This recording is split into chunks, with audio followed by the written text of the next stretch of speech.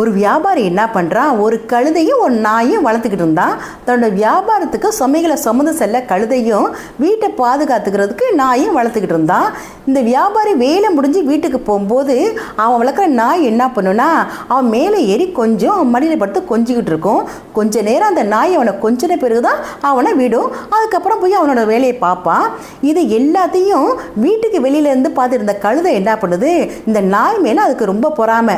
அது எப்படி, வியாபாரி நம்மளையும் நாயும் ஒன்றா தானே வளர்க்குறான், நம்மளை மட்டும் கொஞ்ச மாட்டானே, நாயை மட்டும் கொஞ்சிறானே, இந்த நாயை அவனை போய் கொஞ்சுதே அப்படின்னு சொல்லிட்டு அந்த கழுதைக்கு நாய் மேலே ரொம்ப பொறாமை. நம்மளும் இதே மாதிரி போய் அந்த வியாபாரியை நம்ம கொஞ்சணும் அப்படின்னு முடிவு பண்ணிக்கிட்டு இருந்துச்சு இந்த கழுதை.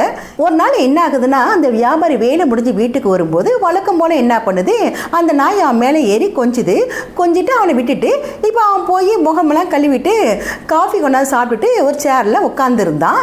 இப்போ அந்த கழுதை வெளியிலேருந்து பார்த்துக்கிட்டே இருந்துச்சு. சரி இப்போ போய் அவனை கொஞ்சம் முடிவு பண்ணிட்டு என்ன பண்ணுது, அந்த கழுதை வீட்டுக்குள்ளே வந்துச்சு.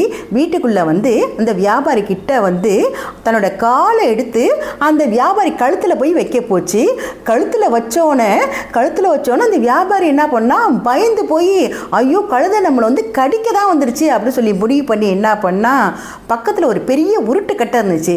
அந்த உருட்டுக்கட்டை எடுத்து அந்த கழுதையை அடிச்சே வெளில வட்டிட்டான். அந்த கழுதை என்ன பண்ணுச்சு, வெளில ஓடிடுச்சு, உடம்புலாம் புண்ணா போய். அப்போ தான் அந்த கழுதை முடிவு பண்ணிச்சு, நம்மளாக தான் இருக்க முடியும், அடுத்தவங்கள போல் இருக்கணும்னு நினச்சது எவ்வளோ பெரிய தப்பு அப்படின்னு முடிவு பண்ணிச்சு அந்த கழுதை.